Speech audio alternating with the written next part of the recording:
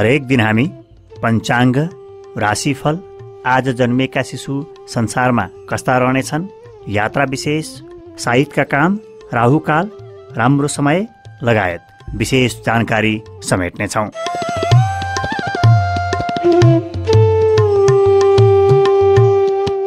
अब हामी सुरुवात गर्छौँ मिति विक्रम सम्वत 2079 साल जेठ महिनाको 13 गते शुक्रबारको लागि पञ्चाङ्ग खण्डबाट सुरुवात गर्दैछौँ। सुरुवातमा अब हामी यो साताभरि एक विशिष्ट ज्ञान, जुन ज्ञानका बारेमा धेरै थोरै मान्छेलाई मात्रै थाहा छ, श्वास प्रश्वासको ज्ञान, स्वर विज्ञान यसरी बताइन्छ। यसलाई पूर्वीय दर्शनको शिव स्वरोदय भन्ने पुस्तकमा छ र यसको इडा, पिङ्गला, सुषुम्ना, सूर्यनाडी, चन्द्रनाडी यसरी बताइन्छ। र हाम्रो शरीरको तापक्रम र चिसोपनको व्यवस्थापन गर्नका लागि हाम्रो नाकबाट दुईवटा दुलाबाट हामी श्वास फेर्छौँ, कोही बेलामा दाहिनेबाट, कोही बेलामा देब्रेबाट। यो दाहिने र देब्रे हुनुमा के छ, हामीले जीवनमा कसरी प्रयोग गर्न सक्छौँ, के शुभ के अशुभ ज्योतिषशास्त्रमा अथवा हाम्रो जीवनमा कसरी प्रयोगमा ल्याउन सक्छौँ, ज्ञान प्राप्त गर्ने, धन प्राप्त गर्ने, शुभ अथवा अशुभ पत्ता लगाउने, योगीका लागि योग साधनामा सिद्ध हुने यो विशिष्ट किसिमको पद्धति रहेको छ। जीवन पर्यन्त जन्मेदेखि मृत्युसम्म सधैँभरि साथ रहने हाम्रो एउटा मात्रै कुरा हो प्राणवायु, श्वास प्रश्वास। यसैका बारेमा हामी यो साताभरि कुराकानीमा जोडिन्छौँ। सुरुवात गर्छौँ पञ्चाङ्ग खण्डबाट। ईस्वी सन् 2022 मे महिनाको 27 तारिक आज प्रदोष व्रत पनि परेको छ। ज्येष्ठ कृष्ण द्वादशी तिथि, नेपाल सम्मत 1142 वछला गा द्वादशी, अश्विनी नक्षत्र, तैतिल कर्ण, सौभाग्य योग, मेष राशिमा चन्द्रमा। मेष राशिमा चन्द्रमा रहेका बेलामा संसारमा शिशु जहाँ जन्मे पनि मेष नै राशिका जन्मनेछन्। मात्र समय र स्थानको अलग अलग अवस्थाले गर्दा नामको सुरुको अक्षर फरक बनाउँछ। वर्षक निवारणमा राखेको नाम र बोलाउने नामको राशि एउटै परिदियोस्, यो हाम्रो अभियान रहेको छ। यस अर्थमा तपाईँले हामीलाई जन्ममिति, जन्म समय, जन्मस्थान लेखेर पठाउनु भयो भने हामी व्हाट्सएपमा, भाइबरमा एउटा फोटो पठाउनेछौँ जसमा टिपोट हुनेछ र के नाम राख्न सक्नुहुन्छ, के नाम निवारणमा आउँछ आधिकारिक रूपमा लेखेर पठाउनेछौँ। र यो अभियान निशुल्क रूपमा चलाएका हौँ हामीले। र सँगसँगै आज जन्मने शिशुको आद्य दशा, सुरुको दशा केतु दशा रहनेछ। केतु दशामा जन्मने शिशुहरू अध्ययनशील र अनुसन्धानपरक अध्ययन गर्ने किसिमका रहन्छन्। गुण जागोस्, दोष व्यवस्थापन होस् भन्नका लागि निवारणको दिनमा किम केतवे नमः यो मन्त्रको उच्चारण गराइदिनु बढी मात्रामा राम्रो रहन्छ, शिशुले सुन्ने गरी।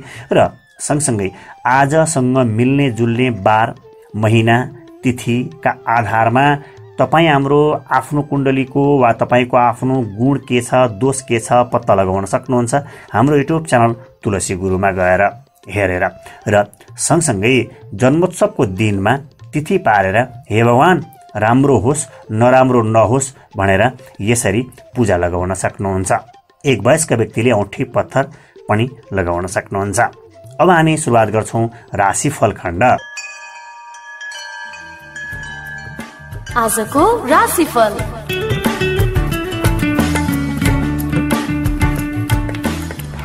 मेष राशि। मेष राशिका लागि हाड जोर्नीको समस्याले निकै सताउनेछ। आर्थिक कारोबारमा पनि समस्या हुनेछ। धार्मिक कार्यमा खासै रुचि नहोला। अरूको विश्वास सजिलै जित्न सकिनेछ। बौद्धिक कार्यमा तीव्रता आउनुका साथै जोश र जाँगर बढ्नेछ। पुराना समस्या सुल्झाउने अवसर मिल्नेछ भने हातमा आएको प्रतिफल गुम्न पनि सक्छ। यो कुरा विचार गर्नुहोला। दिउँसो पख अवसर आए पनि समयमा निर्णय लिन नसक्दा पछि परिने हो कि भन्ने संकेत गर्दैछ। धैर्यले काम लिने समय रहेको छ। बेलुकी पख यो कुरा पनि विचार गर्नुहोला।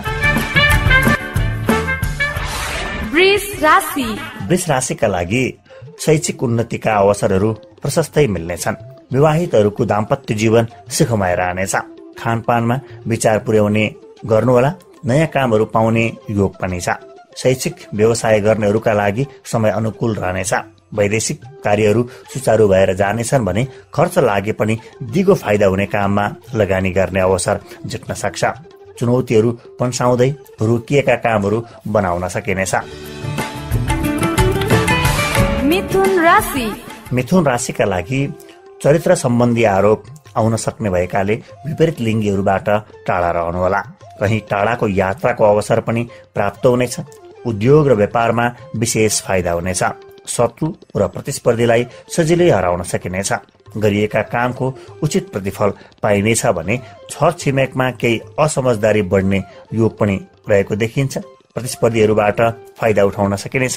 प्रयत्न गर्दा टाढाको यात्रा गर्ने प्रक्रिया अगाडि बढ्न सक्छ। बेलुकी पख यो पनि प्रयास गर्नुहोला।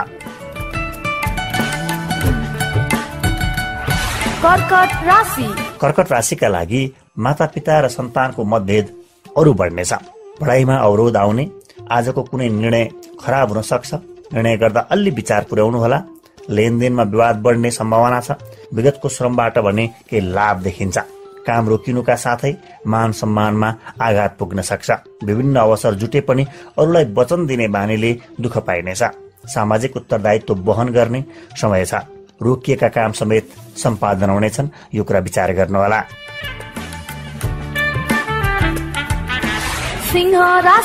सिंह राशिका लागि नगद सहयोग गर्न बन्द गर्नुहोला।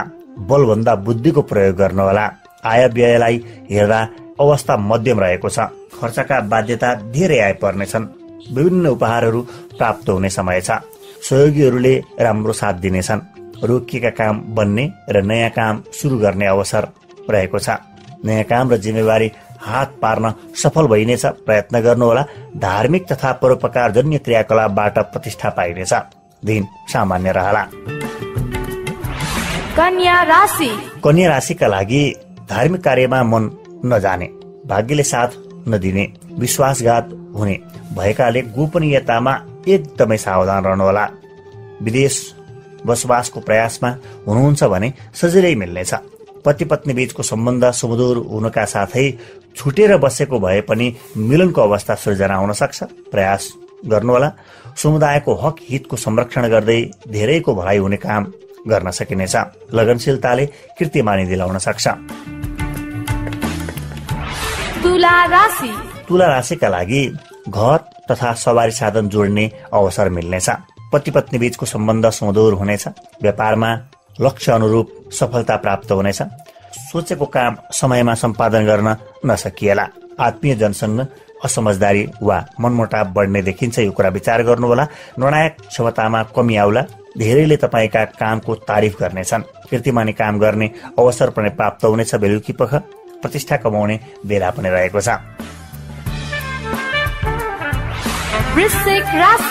वृश्चिक राशिका लागि हड्डी, नशा र पेटका समस्या बढ्ने हुनाले खानपानमा एकदम नै सजग रहनुहोला। गोपनीयतामा निरन्तर प्रयासरत रहनुहोला। आम्दानीका अवसरहरू प्रशस्त प्राप्त हुनेछन्। भुलेका मित्रहरूले सम्झनेछन्, तर कसैसँग झगडा पनि हुन सक्छ। यो कुरा विचार गर्नुहोला। विद्यार्थीहरूका लागि दिन राम्रो रहेको छ। अरूको विश्वासमा पर्दा अन्त्यमा धोका पो पाइन्छ कि काममा यो संकेत गर्दैछ। केही अप्ठ्यारा परिस्थितिसँग पनि सम्झौता गर्नुपर्दा मन खिन्न होला। बेलुकी पख यो कुरा विचार गर्नुहोला। धनु राशिका लागि पति पत्नी बीच विवाद बढ्नेछ। घरेलु समस्याले सताउनेछ। मित्र र आफन्तहरूले धोका दिने भएकाले मन चिन्तित रहनेछ। आफ्ना कमजोरीमाथि टिप्पणी पनि हुन सक्छ। बोलीको गलत अर्थ लाग्नाले विवाद हुन सक्छ। सहयोगीहरू टाढिन सक्छन्। गोपनीयतामा विशेष ध्यान पुर्याउनु होला। आश मारेको कामले उत्साह जगाउनेछ। तत्काल लाभ नभए पनि विभिन्न सकारात्मक संकेतहरू प्राप्त हुनेछन्। मकर राशिका लागि नोकरी तथा राजनीतिमा गरेका प्रयासहरू सकारात्मक रहनेछन्। कहीँ मिष्टान्न भोजन खाने अवसर पनि प्राप्त हुन सक्छ। कृषिमा कामको चाप र चौपायामा केही समस्या देखिए पनि प्रशस्त धन आर्जन हुने समय छ। काममा लगनशील बन्न नसक्दा अरूले आलोचना गर्न सक्छन्। व्यावसायिक काममा राम्रै फड्को मार्न सकिनेछ। साझेदारी र सट्टापट्टामा विशेष लाभ मिल्नेछ। नयाँ जिम्मेवारी पाइएला। कुम्भ राशिका लागि बोलीको प्रभावमा अरूलाई विश्वास दिलाउन सफल भई आफ्नो कार्य अघि बढाउन सकिनेछ। वैदेशिक कार्यहरू तीव्र गतिमा अगाडि बढ्नेछन्। खानपानको असावधानीले स्वास्थ्य कमजोर बन्ने देखिन्छ। भेटघाटको अलमलले आजको योजना बिग्रन सक्छ। ध्यान पुर्याउनु होला। चुनौतीहरूसँग सम्झौता गराउन सक्छ। तापनि प्रयत्न गर्दा सहयोगीहरूका माध्यमबाट फाइदा उठाउन सकिनेछ। बेलुकी पख यो कुरा विचार गर्दै अगाडि बढ्नुहोला। मीन राशि। अन्तिममा मीन राशिका लागि आम्दानी सीमित हुनाले आर्थिक कठिनाई आउन सक्छ। निरर्थक यात्रा गर्नुपर्ने, लाभप्रद यात्रा कम हुने, प्रेममा खटपट भइरहने हुन सक्छ। प्रेम प्रसंग अगाडि बढ्दा पढाइमा केही कमी पनि हुन सक्ने भएकाले संयम रहनुहोला। निको भइसकेको रोगले पुनः सताउने देखिन्छ। लामो समयदेखि रोकिएको काम बन्नुका साथै आम्दानीको स्रोत समेत बढ्नेछ। पारिवारिक आवश्यकता पूर्ति होला। श्रमको उचित मूल्याङ्कन हुनेछ। बेलुकी पख यो राम्रो संकेत पनि दिँदैछ, विचार गर्नुहोला।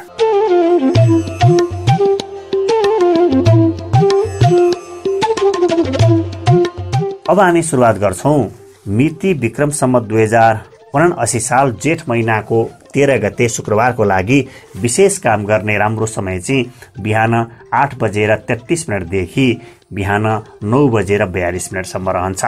यो समय सुरुमा चन्द्रहोरा, लाभ बेला, अमृत बेला सँगसँगै जस्तो पर्दछन्।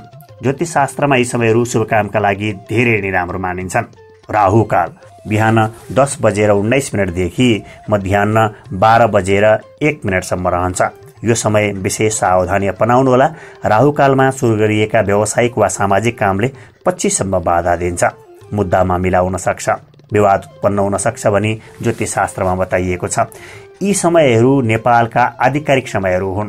पात्रोमा दिइएको समयलाई अन्तर गराउनुहोला। पूर्व वा पश्चिममा जोड्नु वा घटाउनु पर्ने हुन्छ। यो कुरा चाहिँ राहु कालका लागि मात्रै तपाईले विचार गर्न सक्नुहुन्छ।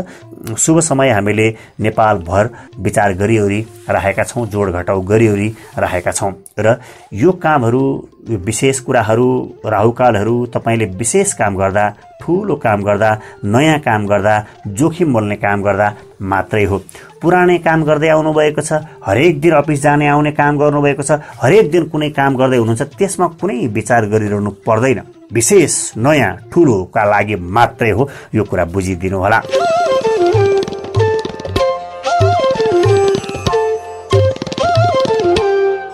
अत्यावश्यकीय काममा यात्रामा जाँदा वा गर्भवती महिलाले सेता खानेकुरा, लगाउने कुराको प्रयोग गर्नुहोला। यसले तपाईको मनोबल बढ्छ। साथै दूध, जौ यी वस्तु वा यी वस्तुबाट बनेका खानेकुराहरू खाएमा दिमाग सृजनशील बन्छ। सृजनशील दिमागले सही निर्णय गर्छ। गर्भवती महिलाले यी वस्तुहरू खानु भए सन्तान तन्दुरुस्त वा मन्दुरुस्त जन्मन्छन् भन्ने भनाइ छ भने यात्रामा हुने शूल दोष कम हुन्छ। शूल भनेको तपाईँ आज यात्रामा जाने दिशापट्टि कुनै दुर्घटनाको सम्भावना रहेको छ भने त्यो दुर्घटनासँग सम्बन्धित दोष रहँदैन। कसो तपाईको दिमागले सही निर्णय गरेर दुर्घटनाबाट बच्न सफल हुनुहुनेछ भन्ने भनाइ हो। सँगसँगै अत्यावश्यकीय काममा यात्रामा जाँदा आज केही पूर्व दिशाबाट यात्रा सुरुवात गर्नुभयो भने राम्रो हुन्छ। त्यहाँनिर चैत्य, गुम्बा, मन्दिर, चर्च जे छ तपाईले पूजा गर्ने, त्यहाँ दाहिने परिक्रमा गर्नु, बोट बिरुवामा पानी लगाउनु, माग्ने मान्छे, गरिब दुखीहरूलाई केही खानेकुरा खान दिनु, खुसी बनाएर अनि यात्रामा जानु विशेष राम्रो हुन्छ। सँगसँगै साहित्य जुरेका कामहरूमा गीत सङ्गीत, वाद विवाद, विलासिताका काम, नयाँ लुगा लगाउने, गहना बनाउने, वाणिज्य व्यापार सुरु गर्ने, पशु कपडा किनबेच गर्ने, कृषि कार्य, खेल, साथीको काम, चित्त विचित्र आनन्ददायी कर्म, देव कर्म, घरको काम, जग्गा जमिनको काम, लेनदेन जस्ता कामहरू आजलाई राम्रो फाप्दछन्। यी कामहरू गर्नुहोला।